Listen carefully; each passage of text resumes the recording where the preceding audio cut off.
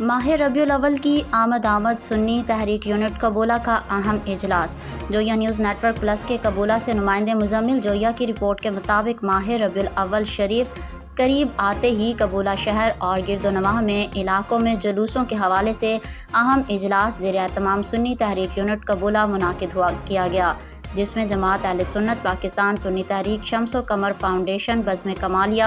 اور تحریک لبیک کے ممبران کے علاوہ علاقہ بھر سے مشائخ عظام اور علماء کرام نے شرکت کی۔ انجمن تاجران قبولہ کی طرف سے شیخ علی احمد نے نمائندگی کی اور کہا کہ ربیع الاول آتے ہی قبولہ بازار کو سجایا جائے گا اور گھر گھر پیغام دیا جائے کہ وہ مہینہ ہے جس میں نبیوں کے سردار کی ولادت ہوئی۔ اجلاس کی میزبانی کا شرف علامہ مظہر کلیم نظامی، امیر جماعت اہل سنت پاکستان حلقہ قبولہ نے حاصل کیا۔ پیر سید تجمل حسین شاہ بخاری، پیر سید محمد احمد شاہ گیلانی، ڈاکٹر سید حسن محمود گیلانی انچارج RHC قبولہ نے میٹنگ کی صدارت فرمائی اور میڈیا سے گفتگو کے دوران شہریوں کو ربیع الاول کے جلوس میں بھرپور مذہبی جوش و جذبے سے شامل ہونے کا پیغام دیا۔